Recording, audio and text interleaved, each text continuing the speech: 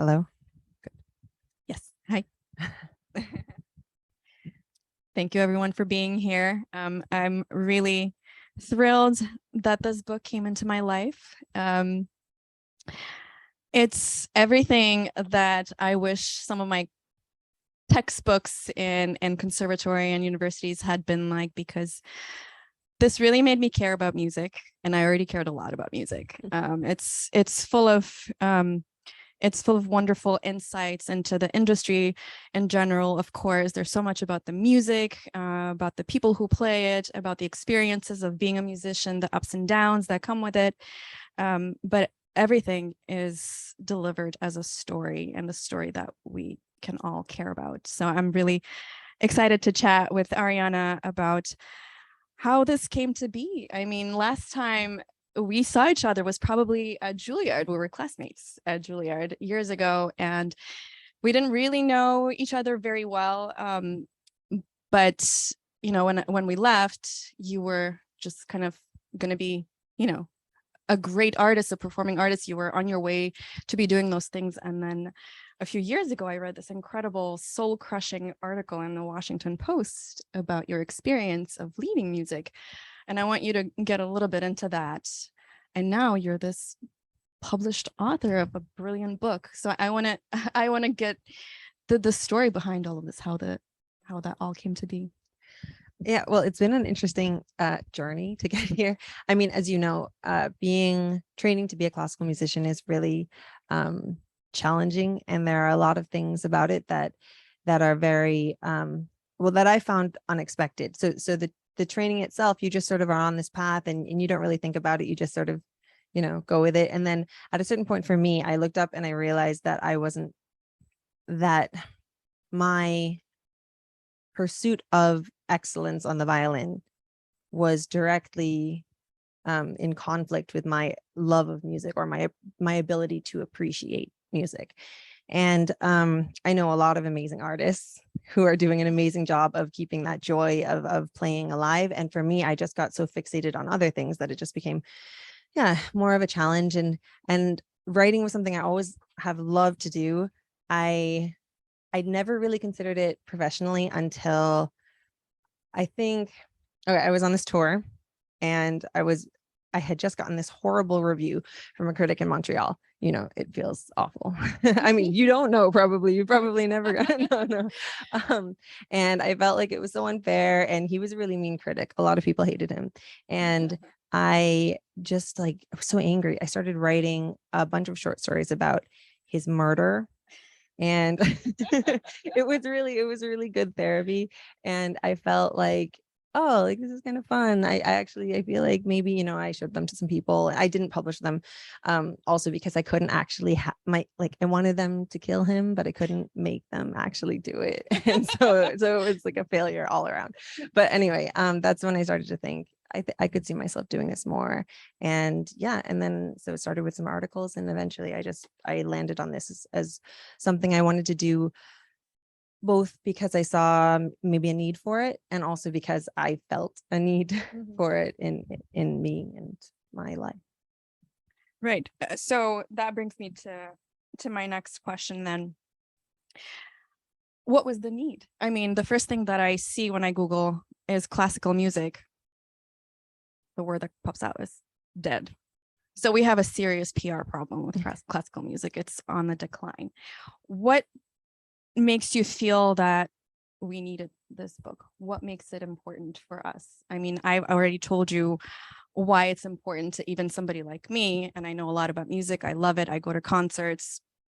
What can the average person who maybe feels a little bit, you know, nervous about going to a concert hall, what can they get out of the book, and how you approach the etiquette and the whole experience behind it? Where do you even start? What is the first piece that you can kind of go through to kind of go into this whole world?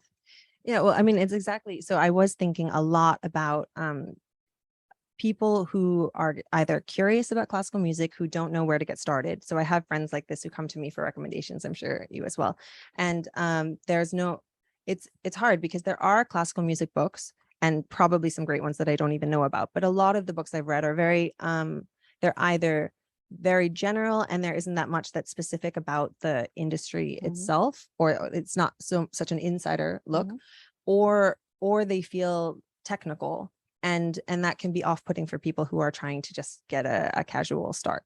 So so there was that, but I also feel like in the industry, as you say, there's a PR problem, and I think that both classical musicians are portrayed in a way that's not really accurate. I think we are more normal and much crazier than people know, and but also much more human, and same with the composers. So I also wanted to highlight some stories about composers, and like funny, weird stories that you wouldn't know from most textbooks. And I also, with the playlist, so that you know where to get started, so you can hear.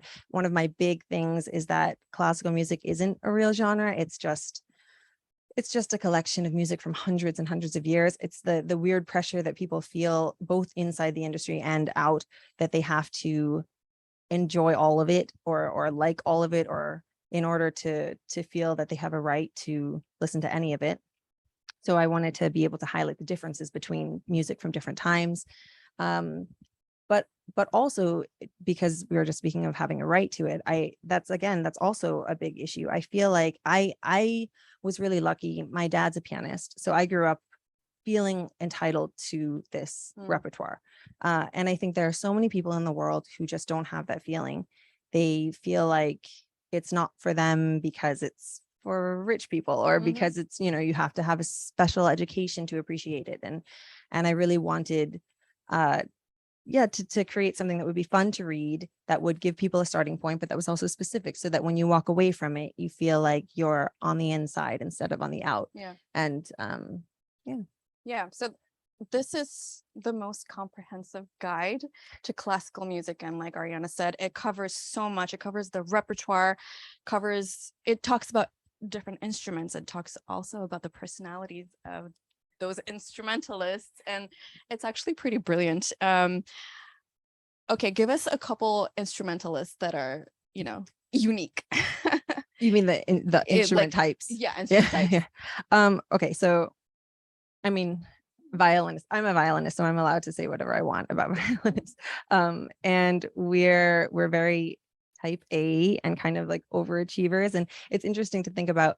It's not everyone. Of course, there are exceptions, and I make generalizations just for the sake of making people feel like they, have a view of what it's like at these conservatories. And but really with violinists, I feel like, you're so used to having the melody, and we're competitive, and the repertoire is so challenging. We're always, pushing ourselves harder. And with cellists, there was a cellist that I was speaking with the other night, and she really wanted me to read the part about, I say that cellists are the greatest of all time because they're so relaxed and they're so chill, and they're so I find they're really lovely to be around.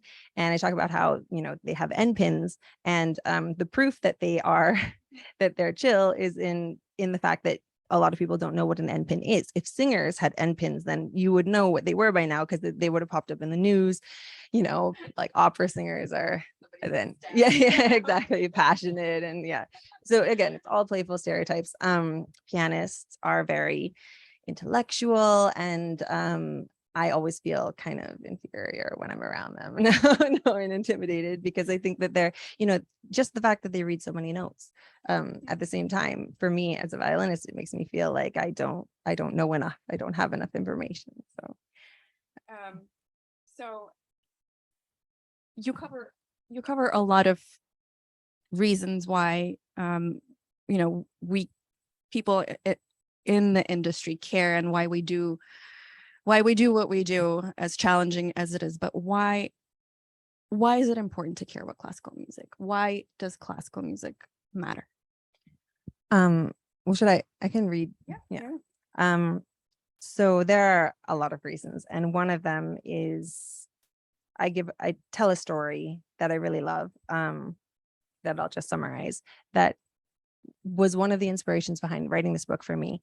I was in Montreal at a concert, and I was in a really weird place in my career where I just was like really jealous of my fiance at the time, because he was a really successful violinist, and I felt kind of like bitter that I was there listening to him. And anyway, there was a woman who got up on stage and she told this story. She worked for the bank that was sponsoring the concert. And she said she didn't know anything about classical music, but she had been in the car with her daughter and she decided to turn it to the radio to a classical station. And she did. And then she asked her daughter, hey, do you know what kind of music this is? And her daughter said, yes. And so she said, what kind of music is it then? And she said, it's beautiful music. And it makes me emotional because when I heard the story, it really, really struck me in a way that I needed to be struck. I just, when I was 5, as this girl was in the story, then I also felt all of that. I just listened to the music all the time in a way that was really open, and I didn't have any I don't know, baggage associated with it. And then when I heard that story, I realized that I totally lost sight of all of those things. So there's that. And I feel like a lot of people have that as well, who they don't have my baggage, but they have baggage that's been given to them by Hollywood and yeah, a lot of commercials. And they feel like they can't access, or maybe they don't know, but a lot of people are unable to access that side of music, that human side and emotional side, because they're so caught up in what they associate with the music. And so we have the same problem. So I felt like it was a good place. I was coming from a similar place and having a similar struggle. But I'll read this one section. This is my reason number 1 for caring about classical music. Everyone knows it's a critical time for civil rights, democracy, and public health. These things matter, but so does art. Not only does it remind us of our ability as people to create beauty in spite of life's chaos and strife, it pushes us to look beyond our basic needs and instincts, many of which cause, through the fear they engender, the conflicts of our modern society. It also offers a ground for connectivity, a kind of meeting place that's set apart from these conflicts. Just as critically, art can be its own form of protest, empowering the voiceless and enabling change. The classical repertoire contains pieces that were composed to inspire camaraderie, to rebel against injustices, and to champion the downtrodden. Of course, many of the great classical works have also been used to support and glorify existing power structures, to elevate one group above the rest. Think of what's happening now. The entire repertoire is seen as a collection of anthems for white privilege, exemption, and entitlement. I'd like to see these pieces used instead as anthems of unification. I'd like to tear down the walls of elitism and privilege that have kept the industry so isolated and misunderstood and whitewashed, because this music deserves it, because you deserve it, and because nothing, not respect, not the protection of the law, not education, not music, should be reserved for one small group that sets itself above the rest.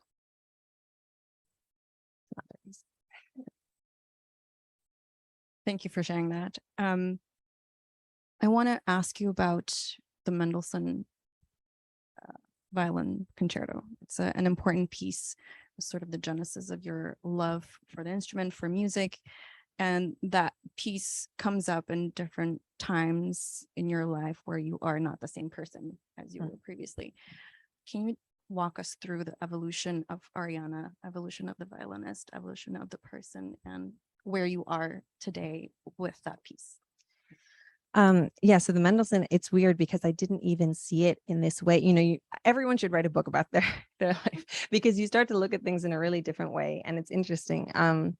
And I want to stress also that so each chapter in this book is framed by narrative memoir segments, but the middle of each chapter is more of an informative dive into subjects relating to classical music. So it's not only about me, but it's true that when I was finding the arc of this book, I started to look at the Mendelssohn in a way. So I didn't even realize it was. I always knew it was the piece that made me want to be a violinist. So I heard it when I was 7, and I'd already been studying violin for a while. And I was totally transported. It was just the most amazing. Of course, I don't remember that much from it, but I remember that it went by like that, and that I don't know where I went, and that when I came out from it, I knew I had to be a violinist, and without knowing what being a violinist entailed or meant. And then later, it was a piece that, so my dad, he tried to sort of bring me back from where I was during my conservatory time. And he played me a recording from that night. And I was totally unable to hear the things that I'd heard when I was 7. So I could hear mistakes and technical issues, and I couldn't really hear the joy or the passion or the conviction that had really mesmerized me the first time that I'd heard the performance. And then, and this is what I didn't realize until I started writing this, is that it was also the last piece I played. Sorry, like publicly. So it's been a really significant, like weird thread throughout my life. And I feel like I'm at a place now where I think it's an amazing piece. I in the middle, it got kind of like overdone for me. I mean, all violinists play it, and it's something that, you know, I have heard so many times. And when I was 7, I'd never heard it before. So it was like it was something that just spoke to me immediately. And now I think I'm at a place where I get really excited when I hear it again. So it's definitely come kind of full circle. I love that you didn't even realize that was to me when I read the book, that was such a central thing. Mhm. You talk about so many things. Like you talk about opera and you talk about Lieder. You talk about, this great repertoire of pieces and how we can find a way to really enjoy them without knowing that much. And even things as technical as like musical form, like the sonata form or variation form.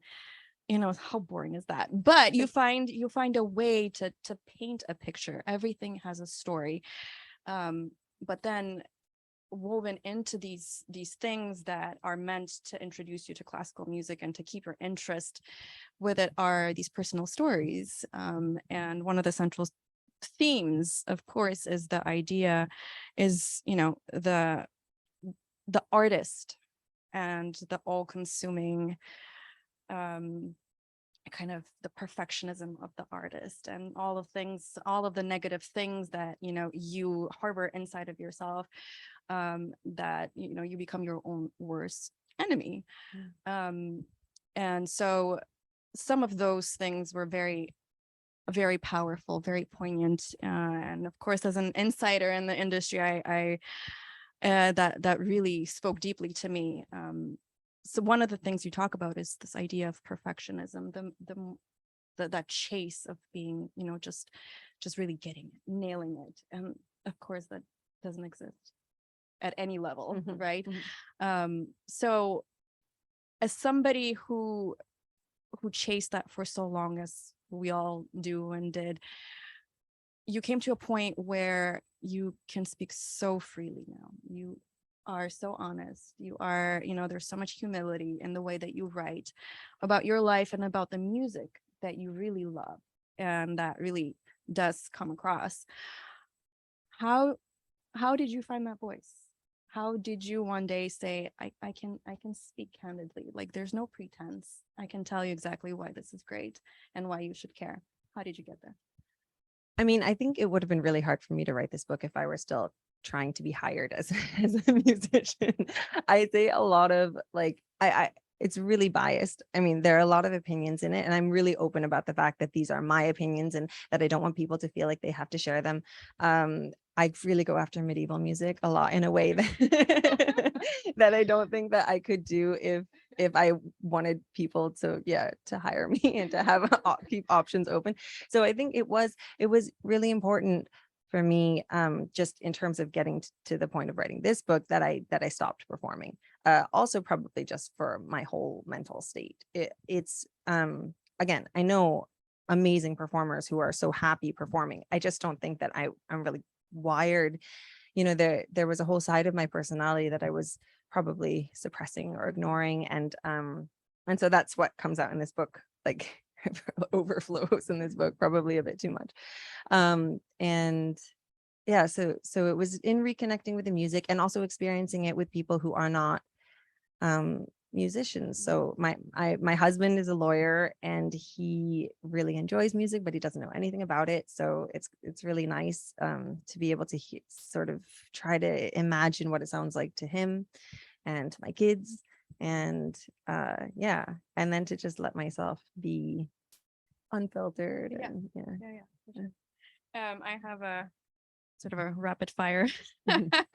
Overrated or underrated? Okay, here we go.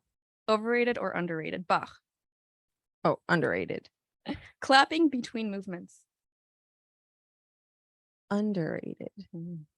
Conductors. Oh, overrated. Orchestra concerts. Okay, okay, overrated, but you have to read what I wrote. Yes. Okay. And then the last one I had was medieval music. Oh, overrated. I mean, Okay. no matter what you think of it, it's overrated. Why is it overrated? No, okay. There are people. So for each compositional period, I try to describe what the music sounds like, and then for this one, I also describe what it might sound like to someone who hates it less than I do. Because for me, medieval music is just the most depressing. It's like as soon as I hear anything from the medieval period, I just feel like I can't get out of bed. Like I'm so like I want to cry and like change into my pajamas and like just watch Netflix all day. It makes me so sad. It's the Dorian mode, which is the scale that's used in medieval music. It's just really hard for me to listen to. And I also find Gregorian chant, it just doesn't really do that much. It's like the primordial ooze of classical music. It's really like, I think I mentioned that. So if you don't know Gregorian chant, you might know it from Monty Python and the Holy Grail. And it's like when the monks are walking around singing and they hit themselves in the head with the plank, which is what I would do if I had to sing Gregorian chant all day. It's just so I can't handle it. But I do see that there is this other side to it, and that people who are less horrified by sadness might really, really appreciate. I think there is something really beautiful and stark about it. And there's actually someone in my Amazon reviews was really upset. So they actually liked the book, but they were really mad about the medieval music. And I actually think that's great, because I think that I want everyone to form opinions about the music, and I don't want everyone to agree with me. And one of the reasons that I went after medieval music so much is that I wanted to demonstrate that it's okay to have these opinions, and also because I hate it so much that I couldn't control myself. Okay, I want to open the floor to questions. Mhm.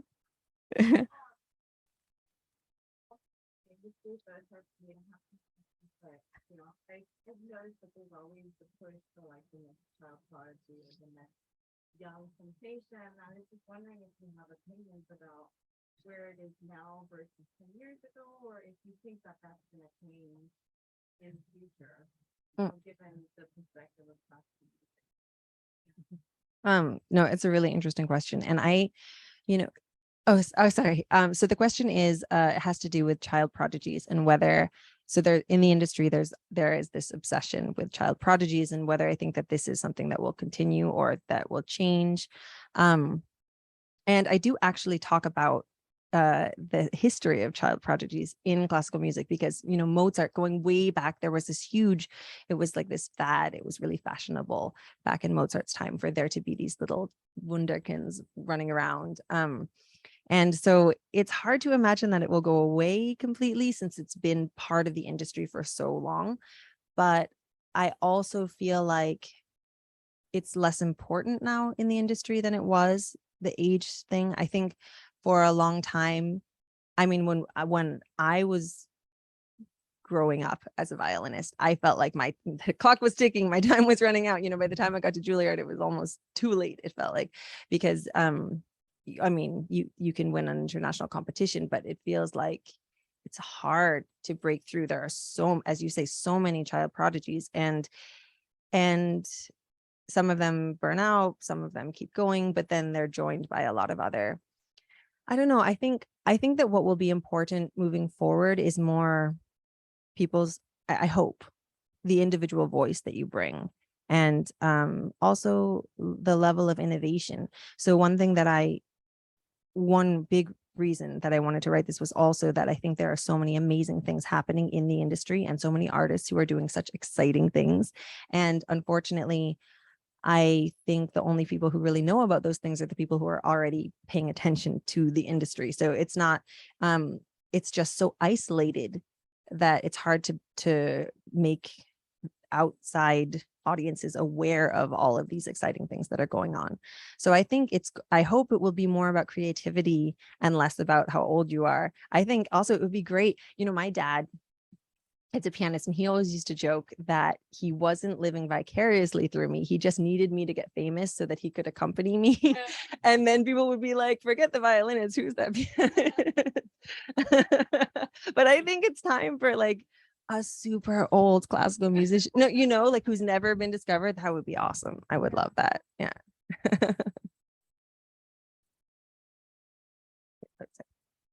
Oh, yeah.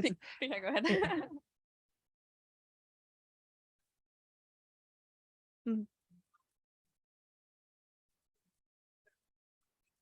Oh yeah, the answer.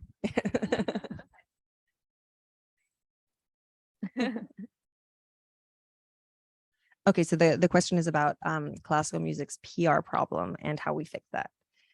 And the answer is the book that I wrote, but there are more answers.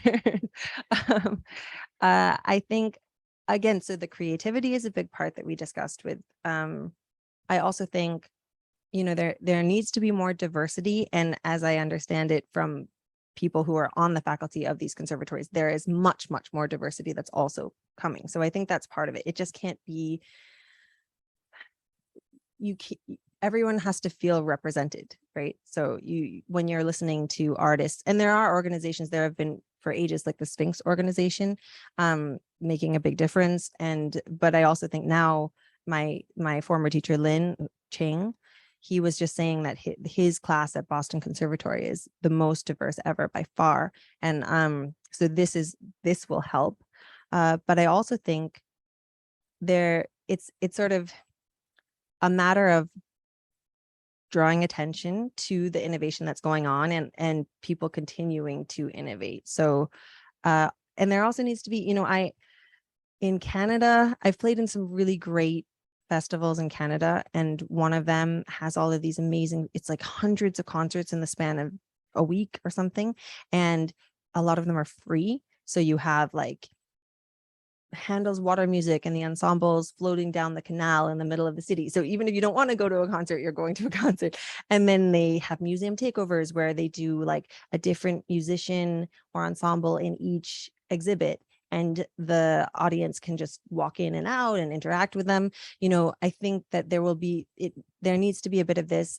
I don't know how we achieve that in this country because there isn't as much funding for the arts, but certainly more that's affordable, and more that's interesting and affordable, because and all of it is interesting to me, but I think that there has to be something that feels less something that feels a little bit like it grabs your attention more. Classical music doesn't always compete as well with the other entertainment forms, because it's an investment to buy tickets to a symphony and to sit there quietly, when you could be like chilling at home or doing something where you're allowed to express yourself more. And so there do need to be more and more solutions for that, and then better advertising for those solutions. Beautiful. You pretty much asked the question. I was going to ask how you operationalize the kind of much more accessible, fun approach that you write. I mean, one of the questions is, you said it's an investment. That's I think that's really true. A lot of classical music, you can listen to it at the beginning and it sounds beautiful and it's okay, but other stuff is less. You really have to kind of invest your time and really understand it. That's kind of an aspirational thing that philosophers actually have written about, how you can aspire to be someone who enjoys classical music, but you don't enjoy it yet. You have to sit through those operas and get through. So how do you get and really convince people who are not really necessarily in this world already to want to make that investment and discover the amazingness that you discover when you actually do it? Well, I think, it has to, sorry. Yeah, sorry. So the question is, so it is an investment. is the statement, to get into classical music, and how do you convince people to make that investment, to really to go beyond just listening to the surface of it, and to really like get to the point where they can reap the reward, the depths that are there. And I think that to a certain extent, it does have to start casually. And that's why I wanted the book to be, you know, like, you can option in, you can hate medieval music, you know, you don't have to decide to listen to all of it. You can just sort of sample through. And I organized the playlist by compositional period, so you can hear the different styles. Maybe there's one that feels a little bit more natural for you. I know what you mean. There is music that's considered more difficult, and for me, it is also more difficult to listen to. But I also don't want to rule out the possibility that this is, for someone, actually a more organic or authentic music to them. I always remember my dad told this story, or he loved this story that was in the news ages ago, about this a prodigy, a painter, and she painted in an abstract style, and she, I guess, you know, she'd looked at a lot of paintings, and then it wasn't until she saw something by Picasso, and when she saw it, she started crying, and she said, finally, there's someone who sees the world the way that I do. So I think sometimes this music that I feel is difficult is actually, for somebody else, the music that will grab them and get them to be interested in classical music. But I do think, you know, it works on so many levels. I think the way I don't really want people to experience it is background music at weddings, or you know, at Eine kleine Nachtmusik in a movie about a super rich villain, or, you know, like, I don't think this is helpful as a way of getting exposure. But I do also think that if you put it on and you do something quiet, like baking, or, you know, and you just let yourself sort of think about it, then it is possible that alone could awaken your curiosity.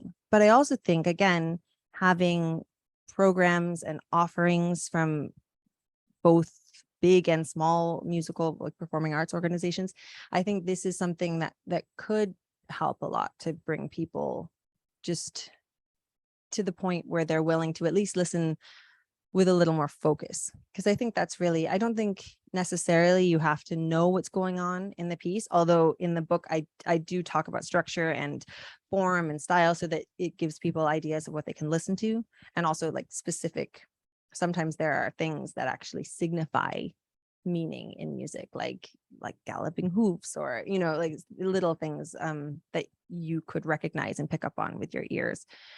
But yeah, I guess it's a similar answer. You have to just start listening, but then probably people on the inside also have to do a more, I think people are doing a great job of reaching out, and no one's like meeting them on the other side. Just have to kind of meet each other Yeah, exactly. somewhere and leave. I think with the younger generation, we need to give them more credit that they can handle it. They can handle more than we think. Even the difficult music, you know, it's difficult for us because we spent 20-25 years playing Beethoven and Brahms. I mean, it's all possible. You can connect with somebody with, you know, Messiaen or George Walker. And I love that you mentioned some of these names, that you include people like George Walker in your playlists and in your survey. So yeah, I think really people who don't even have that much experience with music, because they don't have a lot of experience and they don't have the same kind of baggage that we do, I think they're more likely open to, yes, exactly. They have a more open mind. So I think, I don't know, I'm positive. Well, and I'm an optimist. Have to be. But I because you brought it up, I think also the younger generation is actually really interested. So, like, TikTok and Instagram, there are a lot of classical music influencers, and it's really cool to see. I was never on TikTok until this book was coming out, and then someone was like, you should go on TikTok, and I went on, and I'm doing horribly, but but I love seeing what other creators are doing, and I love seeing how much there is that people are curious about when it comes to classical music. So I think that, and this is a great way for musicians to be ambassadors to the industry, and to encourage this accessibility and like the humanization that I think is really necessary. Yeah. How are we on time? Do we have time for one hilarious quote? So one of the themes here is a little bit of drama that comes with, being in a place like Juilliard. Talk about your experience at Juilliard and how you think that everybody's like this scheming person, set to like destroy you or take you down, and everybody hates each other. Everything's super competitive. And here we have the hilarious quote from Tchaikovsky about Brahms, two of the most famous composers, and there's a little bit about that kind of attitude. Tchaikovsky doesn't know Brahms at this point, but he thinks he's going to hate him anyway. Could you read page 195 and then immediately after that 196 once he has had a chance to meet him? Okay. So in a letter to his patroness, Nadezhda von Meck, before their night, I gave away that they're going to go partying. But anyway, Tchaikovsky writes, in Vienna, Brahms is regarded as the top dog. Brahms is a celebrity. I'm a nobody. This is Tchaikovsky, so that's crazy. I'm a nobody. And yet, without false modesty, I tell you that I consider myself superior to Brahms. If I'm an honest and truthful person, then I would have to tell him this. Herr Brahms, I consider you to be very untalented, full of pretensions, but utterly devoid of creative inspiration. I rate you very poorly, and indeed, I simply look down upon you. And then, and then he writes, so then he and Brahms went partying, they went drinking and had a good time. And Tchaikovsky wrote to his publisher, I went on the booze with Brahms. He's awfully fond of drinking, He's German. He's a very nice person and not at all as proud as I had imagined. He has a very cheerful disposition, and I must say that the hours I spent in his company have left me with nothing but the pleasantest memories. He also wrote that Brahms's comely head reminded him of a benign, handsome, elderly Russian priest's head. So this goes to show that, you can go into a new environment and think everybody's, super competitive. You have to compete with each other, but then, you get to know them. You actually talk to them and you discover that you have a lot more in common, and you could actually be friends with fellow artists and fellow musicians. And you talk a lot about some really meaningful friendships that you've made in your career, and how, this is in some way also a love letter to your family, your friends, to Stefan, and to your firstborn, who in some ways brought you back to music. So beautiful. Congratulations. Thank you.